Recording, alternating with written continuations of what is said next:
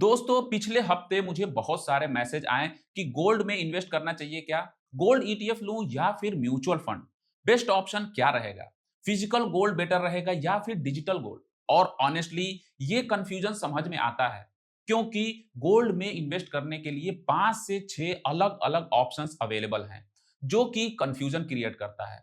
तो आज इस वीडियो में मैं आपको क्लियर करूंगा कि गोल्ड में इन्वेस्ट क्यों करना चाहिए और किस तरीके से, खास करके 2026 में, क्योंकि जब सोवरेन गोल्ड बॉन्ड अवेलेबल नहीं है जो पहले सबसे बेस्ट ऑप्शन था गोल्ड में इन्वेस्ट करने के लिए। तो चलिए शुरू करते हैं। व्हाई गोल्ड, गोल्ड पोर्टफोलियो में क्यों होना चाहिए। सबसे पहले समझते हैं गोल्ड की क्या इंपॉर्टेंस है।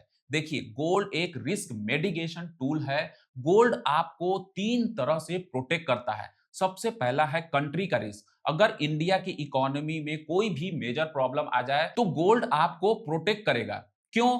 क्योंकि गोल्ड का जो प्राइस है वो ग्लोबल सप्लाई और डिमांड से डिसाइड होता है। दूसरा है इन्फ्लेशन हेज। लॉन्ग टर्म में गोल्ड जो है वो इन्फ्लेशन को बीट करता है। अगर आज 100 रुपए की परचेजिंग पावर है तो 20 साल में 30 रुपए हो जाएगी, लेकिन गोल्ड की जो वैल्यू है वो मेंटेन रहती है। तीसरा है पोर्टफोलियो डाइवर्सिफिकेशन। जब भी स्टॉक आपको नीचे जाता हुआ दिखाई देगा, गोल्ड यूजुअली आपको ऊपर जाते हुए दिखाई देगा। आज से भी आप कंपेयर कर सकते हो। तो जनरली अगर मैं आपको बताऊं तो gold is a good investment. Portfolio का 5 से 10% गोल्ड में होना चाहिए। गोल्ड इन्वेस्टमेंट ऑप्शन क्या क्या है, अब देखते हैं। जो ऑप्शंस हैं वो क्या अवेलेबल हैं गोल्ड में इन्वेस्ट करने का। सबसे पहला ऑप्शन है फिजिकल गोल्ड का, लेकिन यहां प्रॉब्लम है मेकिंग चार्जेस का। 10 से 15% लगता है। जीएसटी आपको 3% देना पड़ता है। स्टोरेज का रिस्क होता है, प्योरिटी का कंसर्न होता है। मेरे राय में अगर आप ज्वेलरी पसंद करते हैं तो आप इस ऑप्शन के साथ जा सकते हैं, लेकिन इसको आपको इन्वेस्टमेंट नहीं समझना चाहिए, इसको आपको कंजम्पशन समझना चाहिए। दूसरा ऑप्शन है सोवरेन गोल्ड बॉन्ड का। अनफॉर्चुनेटली अब अवेलेबल नहीं है, गवर्नमेंट ने इसको डिसकंटिन्यू कर दिया है।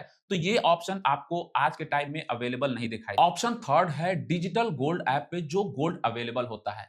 प्रॉब्लम वहां क्या होती है, हाई चार्जेस वो चार्ज करते हैं 2.5 से 3% का। रेगुलेशन की अनक्लैरिटी होती है। मैं इस चीज को प्रीफर नहीं करता हूं जो डिजिटली गोल्ड अवेलेबल होता है। ऑप्शन फोर है गोल्ड म्यूचुअल फंड का। फंड ऑफ फंड, ये फंड गोल्ड ईटीएफ में इन्वेस्ट करते हैं, लेकिन प्रॉब्लम यहां भी है, ये फंड जो है वो आपको डबल चार्ज करते हैं। ऑप्शन फाइव है गोल्ड ईटीएफ का। ये है एक बेस्ट ऑप्शन जो कि आप यहां डायरेक्ट गोल्ड में इन्वेस्ट करते हैं, लो चार्जेस होता है, ट्रांसपेरेंसी मिलती है और लिक्विडिटी भी अच्छी खासी होती है। तो अगर हम gold ETF versus gold mutual fund को कंपेयर करते हैं तो आप देखेंगे कि गोल्ड जो म्यूचुअल फंड होते हैं वो आपको डबल चार्ज करते हैं। ये बहुत ज्यादा इंपॉर्टेंट पॉइंट है जो आपको समझना चाहिए।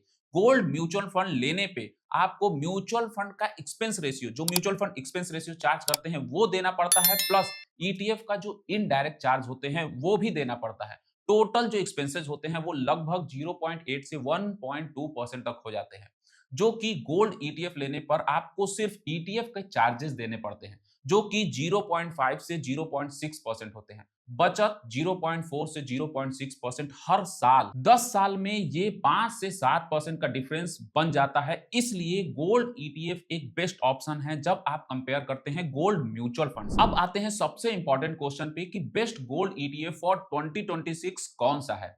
गोल्ड ईटीएफ चूज करते समय तीन जो पैरामीटर्स हैं वो काफी ज्यादा इंपॉर्टेंट होते हैं जो आपको ध्यान में रखना चाहिए। सबसे पहला है lower expense ratio. Expense ratio कम चार्ज हो तो ये बेटर है। दूसरा है lower tracking error, gold price को क्लोजली ट्रैक करे। तीसरा जो है वो हाई ट्रेडिंग वॉल्यूम, लिक्विडिटी होनी चाहिए, जो कि काफी अच्छा पैरामीटर है। मेरे हिसाब से आईसीआईसीआई प्रूडेंशियल का गोल्ड ईटीएफ एक बेटर ऑप्शन हो सकता है। अब आप सोच रहे होंगे why ICICI prudential gold ETF. तो यहां आपको जो एक्सपेंस रेशियो है वो 0.5 से 0.25% तक देखने को मिलेगा। काफी रीजनेबल है। जो एयूएम है वो 1500 प्लस करोड़ का एयूएम है, जो कि अच्छा साइज है। ट्रैकिंग एरर कम है, गोल्ड प्राइस को एक्यूरेटली ट्रैक करता है। लिक्विडिटी का मतलब जो यहाँ लिक्विडिटी मिलता है वो डिसेंट ट्रेडिंग वॉल्यूम मिलता है आपको।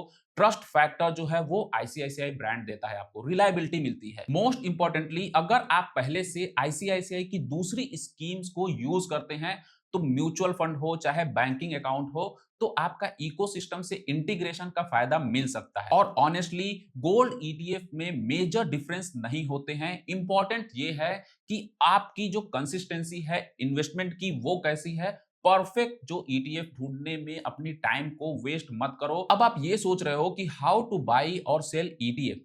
तो अगर आप कोई भी डीमेट अकाउंट यूज कर रहे हो, चाहे जीरोधा का हो, ग्रो का हो, अप स्टॉक्स का हो, जो भी आप यूज करते हो, वहां क्या करो, आप सर्च पे जाओ, आईसीआईसीआई प्रूडेंशियल गोल्ड ईटीएफ को सर्च करो। नॉर्मली स्टॉक्स की तरह आप बाई और सेल कर सकते हो, तो ऑप्शन में वो आ जाएगा। उसको डिलीवरी बेस परचेज करना, इंट्राडे मत करना।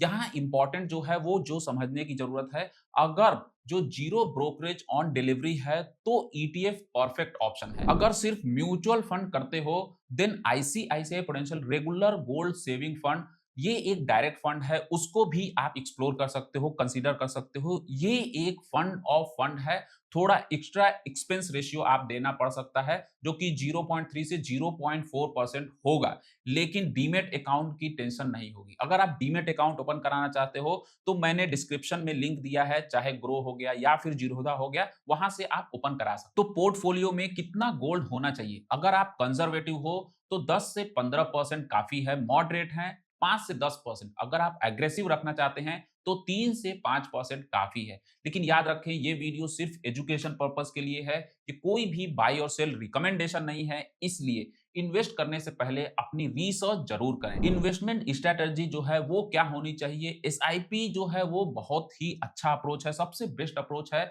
हर महीना 1000, 2000, 5000 आप इन्वेस्ट करें, वन टाइम लमसम से बेटर है, क्योंकि गोल्ड की जो प्राइस है वो वॉलेटाइल होती है। दोस्तों, अगर हम क्विक रीकैप करें तो सबसे पहले आईसीआईसीआई प्रूडेंशियल गोल्ड ईटीएफ, अगर आपके पास डीमेट अकाउंट है तो। अगर आपके पास डीमेट अकाउंट नहीं है तो आईसीआईसीआई का प्रूडेंशियल गोल्ड सेविंग फंड, अगर आप सिर्फ म्यूचुअल फंड में अपनी इन्वेस्टमेंट करते हैं। फिजिकल गोल्ड सिर्फ ज्वेलरी या फिर कंजम्पशन के लिए, तो यहाँ ये चीज काफी इंपॉर्टेंट है, गोल्ड पोर्टफोलियो का 5 से 10% होना चाहिए। ईटीएफ सबसे बेस्ट ऑप्शन है। एसआईपी अप्रोच जो है वो परफेक्ट है, जो आपको हमेशा जो कंसिस्टेंट रिटर्न भी देता है। जो एक्सपेंस रेशियो है वो मैटर करता है लॉन्ग टर्म में। कमेंट में बताओ, आप गोल्ड में इन्वेस्ट करते हो? अगर हाँ तो किस फॉर्म में? वीडियो यूजफुल लगी हो तो वीडियो को शेयर जरूर करें, और वीडियो को लाइक करें, चैनल को सब्सक्राइब करना बिल्कुल मत भूलें। मिलते हैं नेक्स्ट वीडियो में, टिल देन टेक केयर।